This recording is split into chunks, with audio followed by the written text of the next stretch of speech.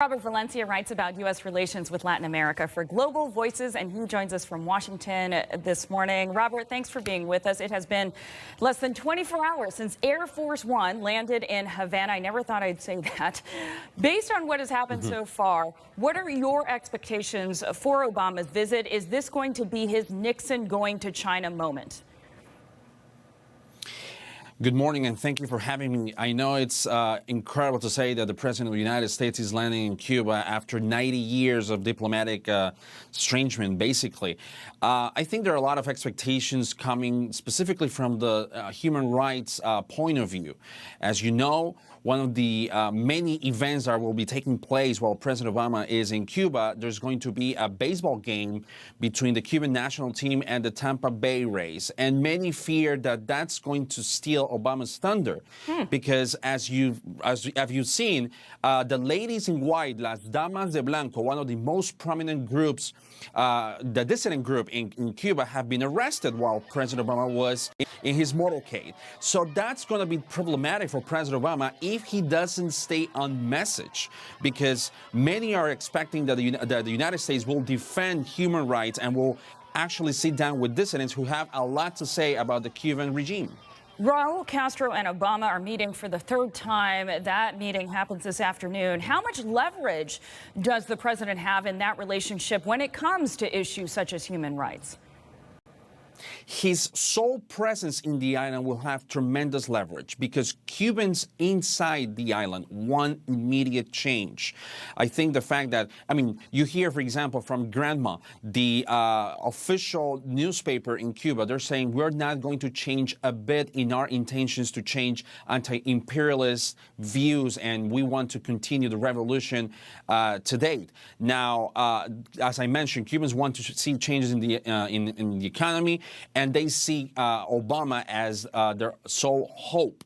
So is that hope realistic?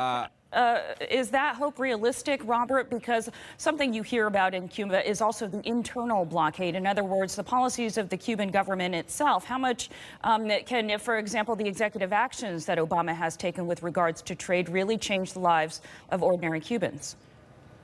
Well, I think that's why President Obama wants to expedite changes in the island, because as you know, and as we've heard,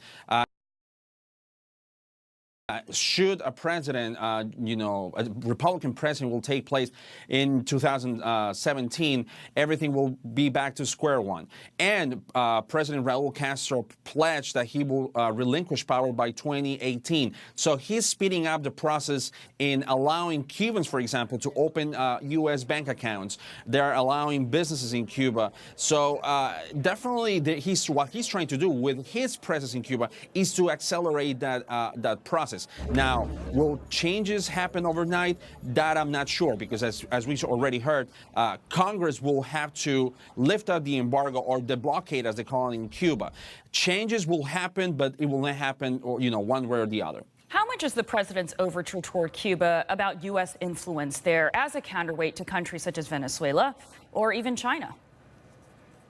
Well, that's a really interesting question, because I think this is such an interesting diplomatic move by President Obama. Venezuela, as you just mentioned, used to have clout thanks to the rising oil prices, and by way of Petrocaribe, which provided oil to many of the small Caribbean islands, including and Cuba as well. But now that the oil prices are plunging, Venezuela is having a really hard time to finance, these countries with oil and other perks. So Venezuela's influence has dwindled, and this is a time where the United States have stepped up to the plate and say, we want to offer a new alternative. Now, another really interesting point is that the United States wants to be a key player in Latin American politics. Secretary John Kerry will be sitting down with the Colombian Commission, who is leading the peace process in Havana.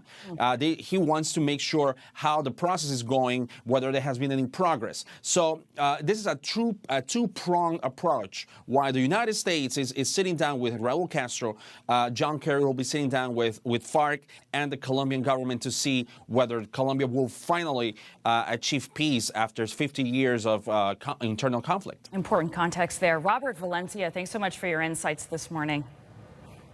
Thank you. They used to say the revolution will be televised. Now it seems so will the president's visits.